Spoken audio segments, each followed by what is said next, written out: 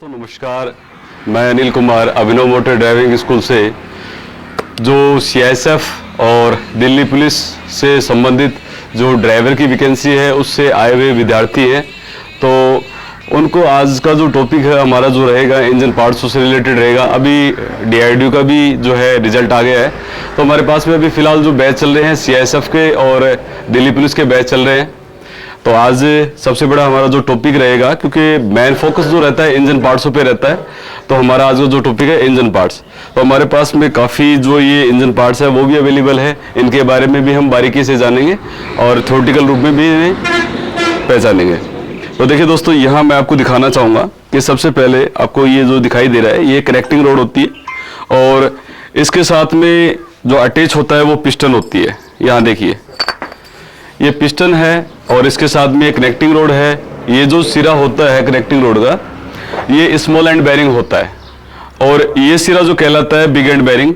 यहाँ नीचे की ओर बिग एंड बेरिंग कैप होती है जो कि क्रैंक शाफ्ट पर बंधा रहता है, तो इसे बोलते हैं कनेक्टिंग रोड। कई बार क्या होता है कि आपको टेबल्स के ऊपर ये पार्ट्स मिल जाते हैं और उन पार्ट्सों के बारे में आपसे पूछ लिया जाता है कि भाई ये पार्ट्स के बारे में बताइए, इसका नाम क्या है, तो आप आसानी से बता सकते हैं जब आपको याद रहेगा। तो यहाँ देखिए ये पिस्टन है और इसके साथ में जो अटैच होने वाला जो पार्ट्स है वो कनेक्टिंग रोड है, जो कि गजन पिन के माध्यम से इसे जोड़ा जाता है।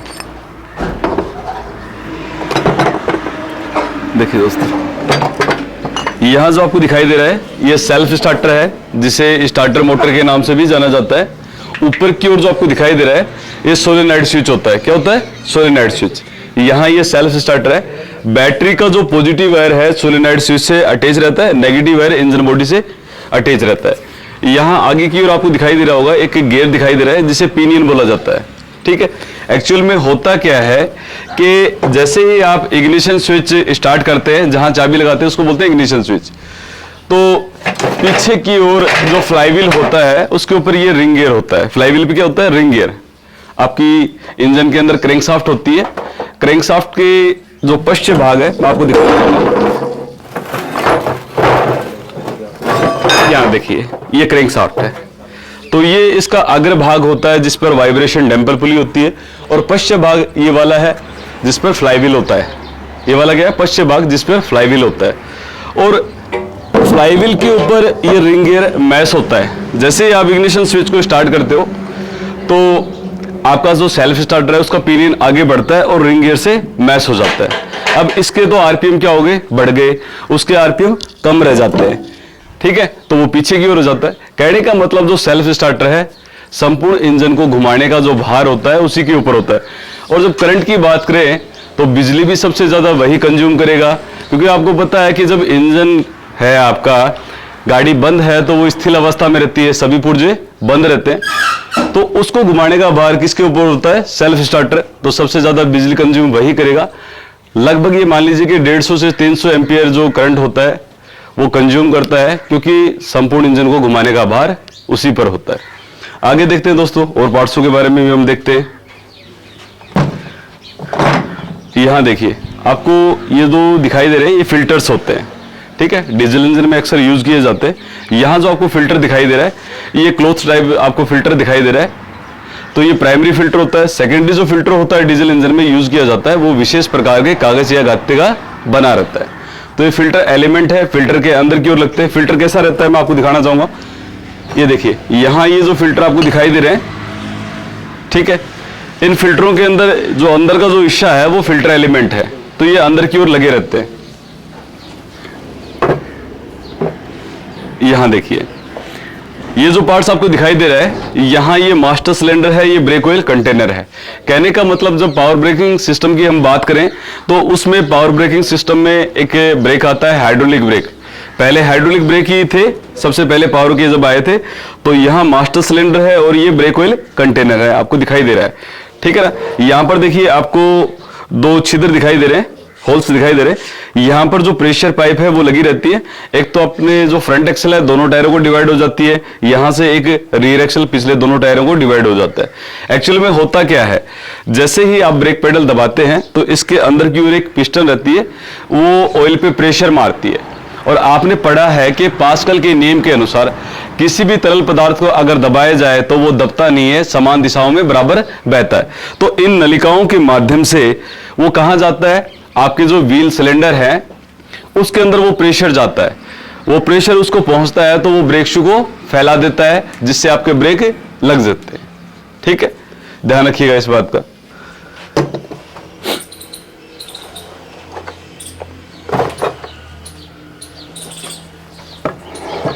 देखिए दोस्तों, यहां जो आपको ये पंप दिखाई दे रहा है, ये आपका जो डीजल इंजन में ये पंप लगता है, इसे बोलते हैं FIP pump, fuel injection pump. आपने इंजन में ही केम शाफ्ट सुना होगा, लेकिन मैं आपको बताऊं कि FIP पंप होता है, उसके अंदर भी केम शाफ्ट होती है। यहां देखिए लोब्स भी दिखाई दे रही है। यहां जो लगता है आगे की ओर आपको ये दिखाई दे रहा है कि खालिस्तान दिखाई दे रहा है, यहां पर फ्यूल फीड पंप लगता है, और ये है FIP पंप यानी कि fuel injection pump. Diesel engine में इसका सबसे बड़ा काम क्या है, मैं इससे मेरी थ्योरी के अनुसार मैं 3 काम इसके मानता हूं। TMP, T for temperature, M for measurement, P for pressure. यानी कि इसको इतना सेंस रहता है कि देखिए आपको पता है कि फ्यूल कब स्प्रे होता है, हमेशा कंप्रेशन स्ट्रोक के अंत में। तो किसके माध्यम से, भाई जो इंजेक्टर है उसको फ्यूल कौन पहुंचाएगा, यही पहुंचाएगा। तो वहां टी यानी कि इसको पता है कि कंप्रेसर स्ट्रोक के अंत में जो टेम्परेचर है वो बन रहा है, तो ये फ्यूल पहुंचाता है किसके अनुसार, टेम्परेचर के अनुसार। एम फॉर मेजरमेंट यानी कि उसको गणक के रूप में, आपको पता है जैसे 4 सिलेंडर इंजन है, फायरिंग ऑर्डर क्या होगा उसका 1 3 4 2 होगा। सबसे पहले 1 नंबर में फायरिंग होगी, फिर 3 नंबर में, फिर 4 नंबर में, फिर 2 नंबर में। ठीक है, तो वहां भाई उसके नंबर वाइज से मेजरमेंट के अनुसार नंबर 1 सिलेंडर को जो भेज रहा है, ठीक है ना, और प्रेशर के साथ में मेजरमेंट और प्रेशर, क्योंकि जो प्रेशर रहता है इंजेक्टर का फ्यूल स्प्रे का वो 1500 psi से 3000 psi रहता है, पाउंड पर स्क्वायर इंच या पाउंड पर स्क्वायर इंच। ठीक है ना, जो प्रेशर है वो रहता है। तो ये जो इसके 3 काम है, यानी कि ठीक है ना, फ्यूल का सप्लाई है किसके माध्यम से, FIP पंप। यहां देखिए मैं आपको थोड़ा सा और बताना चाहूंगा इसके बारे में। इस और ये जो हिस्सा दिखाई दे रहा है, यहां गवर्नर रहती है, यहां से आपका जो एक्सीलेटर रोड है या वायर है वो जुड़ा रहता है। एक्चुअल में होता क्या है कि जैसे ही आप एक्सीलेटर पेडल मारते हैं, भाई आपको गाड़ी को भगाने की या दौड़ाने की जब जरूरत होती है, तो यहां क्या होती है, गवर्नर रहती है, और गवर्नर का काम क्या है, इंजन की स्पीड के अनुसार फ्यूल की सप्लाई करना। कई बार समस्या ये आ जाती है, आप एक्सीलरेटर पेडल दबा रहे हैं और आप सोचते हैं भाई गाड़ी नहीं दौड़ रही, तो समस्या पेडल में नहीं है, समस्या कहाँ है, FIP पंप की गवर्नर में। क्योंकि गवर्नर से कंट्रोल लोड आती है और उस कंट्रोल लोड के साथ में क्या जुड़ा रहता है, आपका एक्सीलरेटर वायर या पेडल जुड़ा रहता है। तो भैया आप वहां पेडल दबाएंगे, समस्या कहाँ है, क्या तो कंट्रोल लोड अटक गई या फिर गवर्नर खराब हो गई, तो जो फ्यूल की सप्लाई है वो सुचारू रूप से कैसी होगी। अगर ज्यादा स्पीड पे है तो ज्यादा पे बनी रहेगी, कम पे है तो कम पे, तो इस स्पीड को हम क्या बोलेंगे, सामान्य स्पीड। तो खराबी कहाँ है, FIP पंप में। और ये जो पंप आपको दिखाई दे रहा है, ये डीजल इंजन में इसको इनलाइन फ्यूल इंजेक्शन पंप के नाम से जाना जाता है। देखिए सभी होल्डर्स यहाँ आपको दिखाई दे रहे हैं, एक लाइन में है, 4 सिलेंडर इंजन का ये है। तो इस प्रकार का अगर आपको FIP पंप यानी कि जो डीजल पंप है दिखाई देता है, उसे आप इनलाइन फ्यूल इंजेक्शन पंप के नाम से जानते हैं। ठीक है, और पीछे की ओर देखिएगा, यहाँ भी आपको एक रेक दिखाई दे रही है, यहाँ से स्टॉप लीवर स्विच जुड़ा रहता है। आप स्टॉप लीवर को जैसे ही खींचते हैं तो वहां से क्या हो जाती है, फ्यूल की सप्लाई बंद हो जाती है। अगर फ्यूल नहीं पहुंचेगा तो गाड़ी बंद हो जाएगी, स्वाभाविक सी बात है।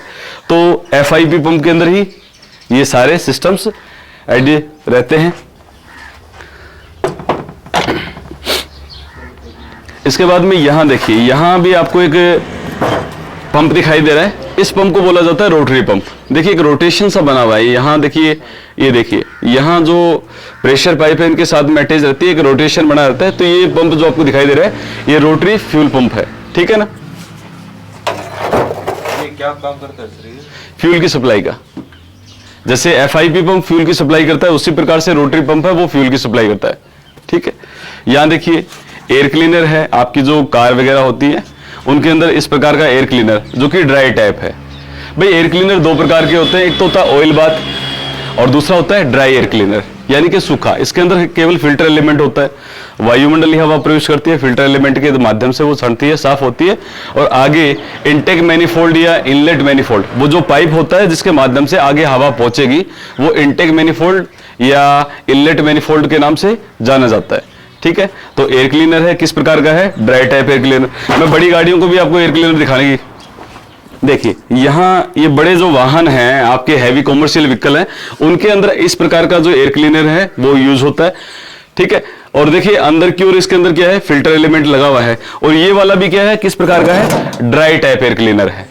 अमूमन अब देखा जाए तो लगभग गाड़ियों के अंदर ड्राई टाइप एयर क्लीनर ही ज्यादा यूज करने लगे, और वे टाइप आपको अब देखने को मिलेगा तो ट्रैक्टर वगैरह है उन्हीं में देखने को मिलेगा आपको।